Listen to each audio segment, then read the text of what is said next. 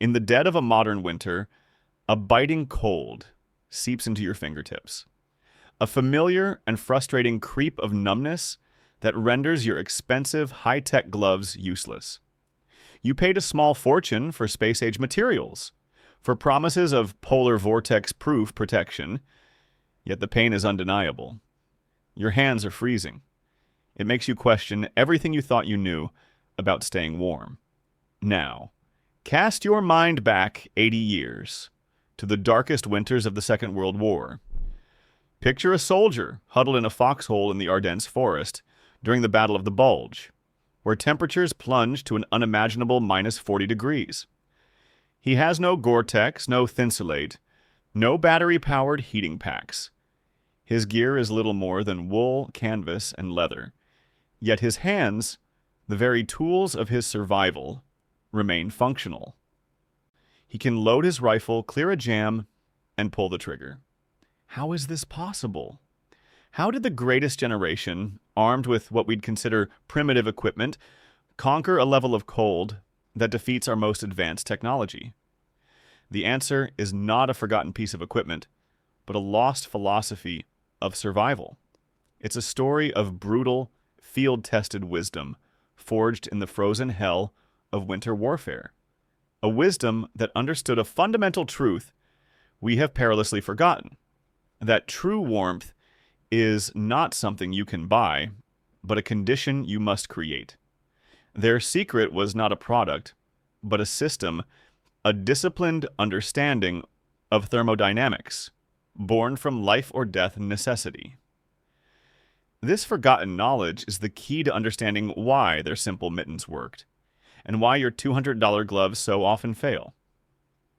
The principles they live by could change not just how you dress for the cold, but your entire relationship with the natural world.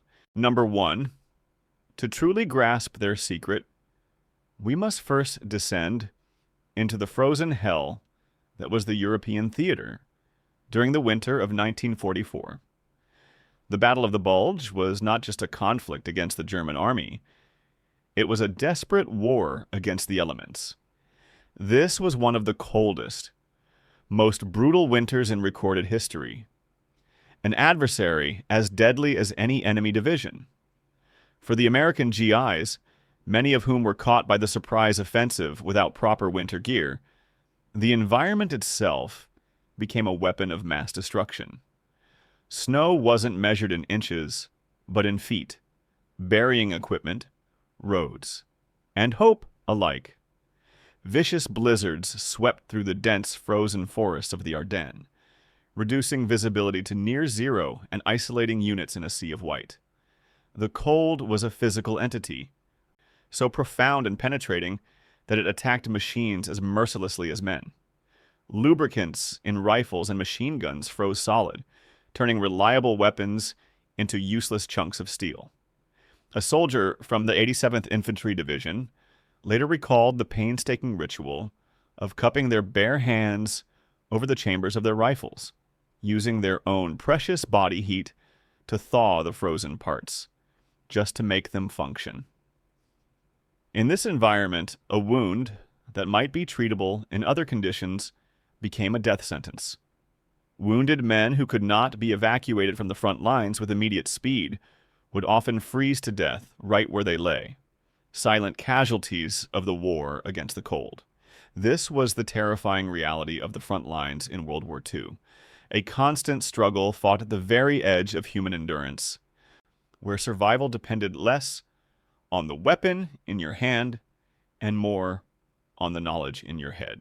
Number two, the official records from the Second World War paint a chilling picture of the non-combat war being waged.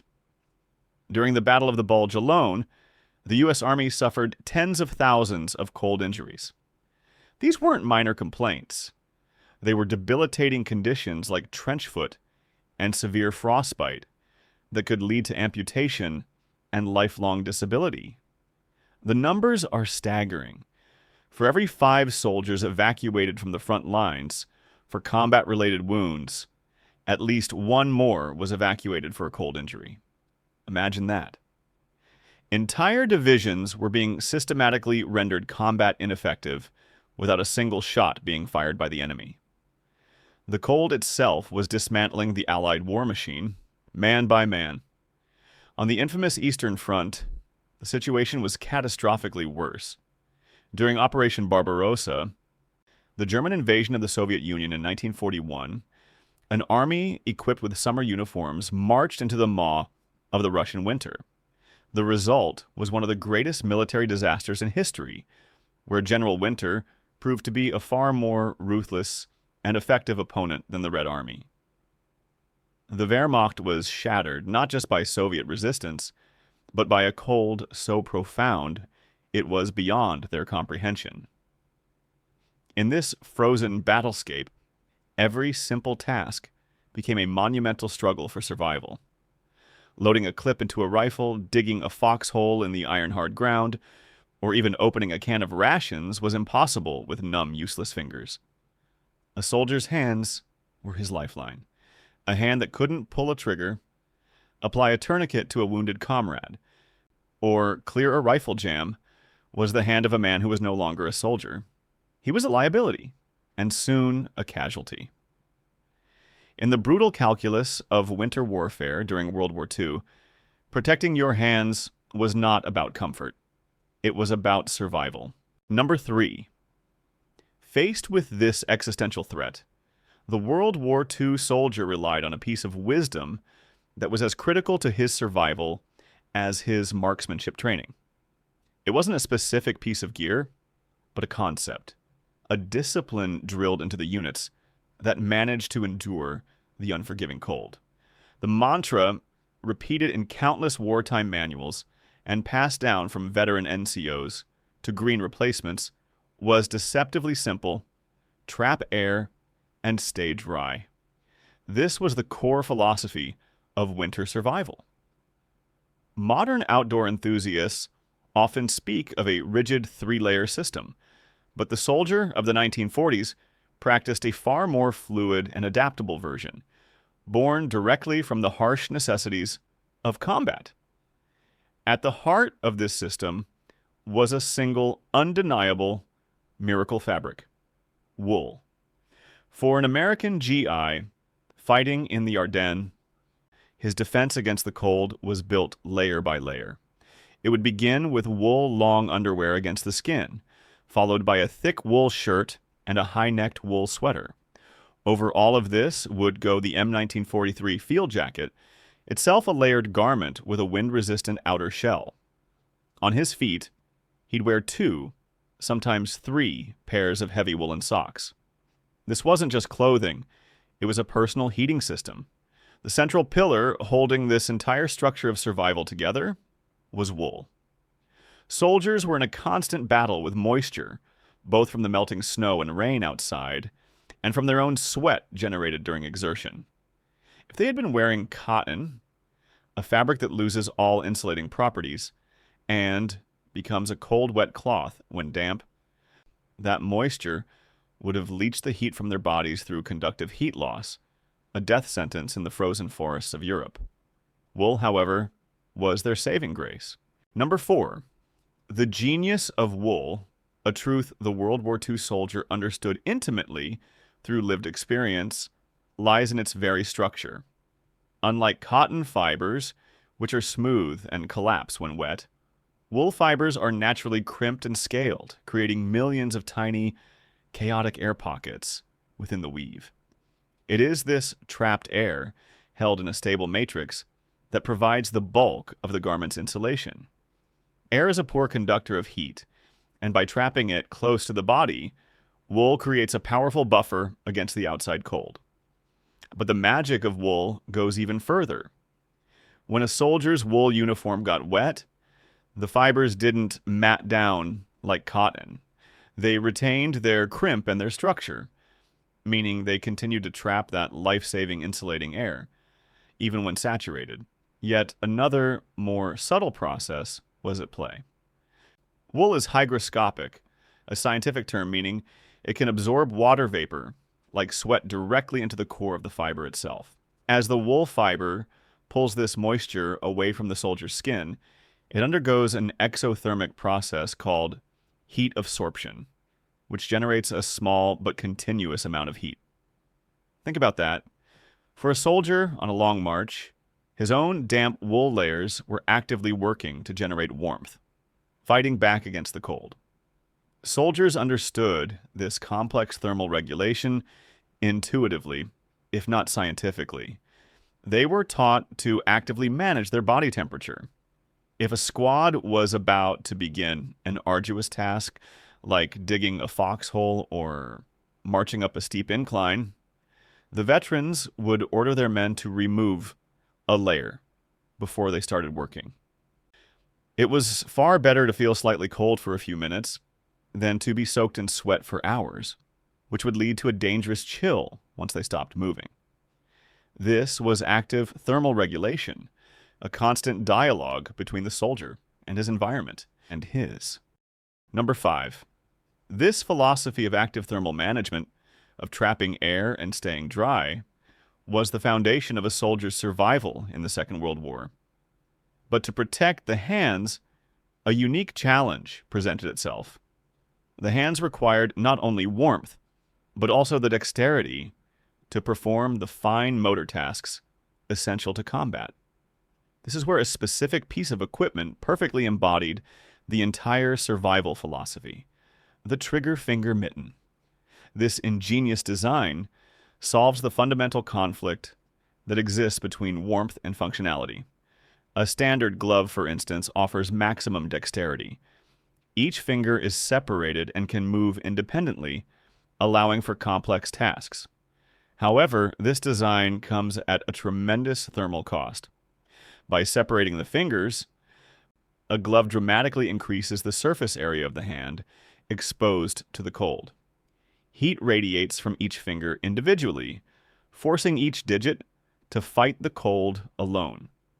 A mitten, conversely, is a far superior insulator. By keeping the 4 fingers together in a single compartment, it significantly reduces the overall surface area, minimizing heat loss, and allowing the fingers to share their collective warmth. A hand inside a mitten stays much warmer, but it becomes a clumsy, almost useless club, incapable of the fine motor skills needed to operate a weapon or handle equipment.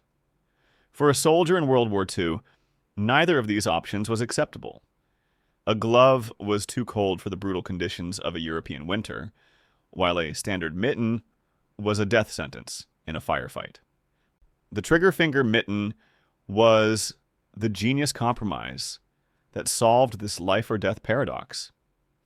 It was a tool built not for comfort or style, but for the ruthless, singular purpose of enabling a soldier to kill the enemy in sub-zero temperatures.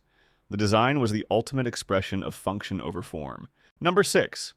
The trigger finger mitten represents a design philosophy so logical and so perfectly suited to its task that various armies, including American, German, and Soviet forces, arrived at similar solutions independently.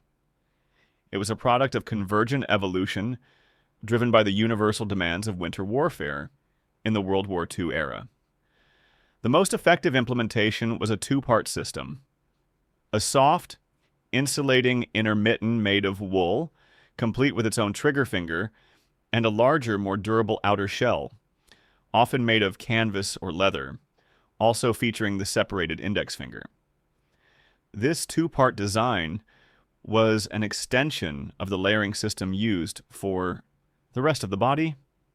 The inner wool layer provided the primary insulation, trapping air and managing moisture, while the rugged outer shell acted as a barrier against wind, snow, and the general abuse of a combat environment. Imagine a GI on sentry duty in the frozen darkness of the Ardennes. For hours, he can keep his entire hand, including his index finger, curled into a fist inside the main compartment of the mitten, achieving maximum warmth and preserving precious body heat. He is essentially using it as a standard mitten. Then a branch snaps in the woods. In a fraction of a second, without having to remove his handwear and expose his skin, to the biting cold, he can extend his index finger into its dedicated stall and place it on the trigger of his M1 Garand. He maintains almost complete thermal protection right up to the critical moment of engagement. Some advanced versions of this World War II era design even featured a flap on the finger and thumb, allowing the covering to be pulled back entirely for tasks that required the sensitivity of a bare finger, such as clearing a complex weapon jam, administering first aid, or handling small pieces of equipment. Number 7. The officially issued gear, however brilliant, was only one half of the survival equation for the common soldier in World War II. The other, equally important half was sheer, unadulterated ingenuity. In the chaos of a war zone, supply lines were frequently disrupted, and soldiers quickly learned that they could not always rely on the quartermaster to provide them with what they needed to stay alive. This grassroots knowledge, a collection of improvised and field-expedient survival techniques, spread through the ranks like folklore, passed from battle-hardened veterans to fresh-faced replacements in hushed tones around a sputtering fire. Footwear, for instance, was a critical and constant problem. The standard issue leather boots, once they became wet, offered poor insulation and were a direct cause of trench foot, a painful condition that could cripple a soldier.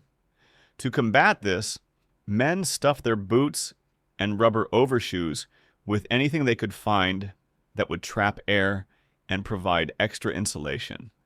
Straw scavenged from a local barn, dry leaves gathered from the forest floor, or wadded up newspaper from a discarded K-ration box. Keeping their woolen socks dry became a relentless battle. A smart soldier learned to constantly rotate pairs, taking the damp pair off and placing them inside his shirt, directly against the skin of his chest or stomach. His own body heat would slowly but surely dry the socks out, ensuring he had a precious dry pair ready for the next day. This constant management of personal gear was a matter of life and death. They learned that one never, ever slept directly on the frozen ground, which would act like a massive heat sink, sucking the vital warmth from their bodies through conduction. Instead, they would construct a bough bed, a thick, springy mattress woven from layers of evergreen branches, which created a deep cushion of trapped air between them and the deadly cold of the earth. Number 8. What the World War II soldier learned through the brutal process of trial and error, a process where the errors were often fatal, we can now explain with the precise language of modern science. Their entire winter survival system was a masterful, intuitive application of the fundamental laws of thermodynamics and material science. The success of their methods wasn't accidental. It was because their techniques were perfectly aligned with the physics of heat transfer. First, let's revisit the core of their system, the miracle of wool. The complex structure of the wool fiber is a marvel of natural engineering. The outer surface of the fiber is hydrophobic, meaning it actively repels liquid water. This is why rain and melting snow would bead up and run off the surface of a soldier's field jacket. The inner core of the same fiber, however, is hygroscopic, meaning it attracts and absorbs water vapor. This incredible dual property allowed a soldier's uniform to repel external moisture while simultaneously pulling sweat vapor away from his skin. Wool can absorb up to 30% of its own weight in water vapor without feeling damp to the touch, drastically reducing the conductive heat loss that occurs when moisture is trapped against the skin. This stands in stark contrast to cotton, which absorbs and holds liquid water, mats down, loses all insulating air pockets, and actively pulls heat from the body, making it a dangerously unsuitable fabric for cold, wet conditions. Second, the science behind the mitten versus the glove is a simple lesson in geometry. An object's rate of heat loss is directly related to its surface area. A glove, by separating the fingers, creates a much larger surface area than a mitten, which keeps them bundled together. More surface area means faster, more dangerous heat loss. The trigger finger mitten was a brilliant hack of this physical principle, balancing the thermal superiority of the mitten with the combat necessity of dexterity. Number 9. Now, let us return to the present day and that disappointing pair of $200 gloves. How is it truly possible that with 8 decades of explosive advancement in material science, we have engineered products that can catastrophically fail, where a simple wool mitten from the World War II era succeeded? The answer is not a single flaw, but a series of cascading design compromises, driven by market demands rather than survival necessities. Your modern high-tech glove is an incredibly complex sandwich of specialized materials. It typically features a durable outer shell, a waterproof breathable membrane like the famous Gore-Tex, a layer of synthetic insulation like Primaloft or Thinsulate, and a soft inner liner. On paper, it sounds like an unbeatable combination of technologies. However, in the extreme cold faced by soldiers in World War II, each of these components has a potential failure point. The Gore-Tex membrane, for example, is designed to work by allowing water vapor from your sweat to escape through microscopic pores that are too small for liquid water to enter. But in severe, sub-zero cold, that escaping warm vapor can hit the cold outer fabric, where it condenses and freezes. The ice crystals then clog the pores, effectively sealing the glove shut. It stops breathing. Your sweat is now trapped. The synthetic insulation gets damp. Its insulating value plummets, and your hands get dangerously cold. The synthetic insulation itself, while lightweight and effective when lofted, has another critical vulnerability. When you grip something tightly, a ski pole, a shovel, or an ice axe, you compress that insulation. Compressed insulation is functionally useless. The air pockets are squeezed out, and it creates thermal bridges, which are direct pathways for heat to conduct straight out of your hand into the cold object you're holding. This is a problem the loose-fitting, non-compressing wool layers of a World War II soldier rarely encountered. Number 10. The single greatest reason for the failure of the modern glove, however, is not a failure of materials, but a failure in design philosophy. The World War II trigger finger mitten was not compromised. Its purpose was singular and absolute. Keep a soldier's hand warm enough to operate a rifle in the most brutal cold imaginable. Every aspect of its design served this one life or death function. The $200 modern glove, by contrast, is a product of profound compromise. It is a victim of feature creep. The modern consumer demands a glove that is not only warm, but also completely waterproof, highly breathable, maximally dexterous, low profile, stylish, and increasingly compatible with a smartphone touchscreen. Every single one of these secondary goals represents a trade-off against raw, uncompromising warmth. To increase dexterity for texting, you must reduce the bulk of the insulation. To make the glove sleek and stylish, you must use less material. The 5-finger design is the default choice for its dexterity, even though it is known to be thermally inferior to a mitten. The modern glove tries to do everything for everyone, and as a result, it does no single job perfectly. It sacrifices the ultimate goal of warmth for features that are utterly secondary in a true cold weather survival scenario. The World War II soldier's system worked because it didn't try to defy the laws of physics. It worked in perfect harmony with them. They were treating warmth not as a product to be bought, but as a condition to be created and managed. They understood that warmth isn't a feature of a garment, but a state of being you must actively maintain. And they knew dryness is the foundation of warmth, that trapped air is the ultimate insulator, and that ruthless simplicity in design is almost always superior to compromised complexity. Their legacy proves that true resilience comes not from expensive technology, but from knowledge. So we come full circle, from the failure of an expensive modern glove to the forgotten genius of a simple wool mitten. The story is not that modern technology is useless. The real takeaway is more profound. We have become accustomed to buying solutions, believing a higher price tag will solve a fundamental problem like staying warm. The soldiers of World War II couldn't buy a solution. They had to understand one. They understood that warmth isn't a feature of a garment, but a state of being you must actively manage. They knew dryness is the foundation of warmth. They knew trapped air is the best insulator. And they knew simplicity in design is often superior to compromised complexity.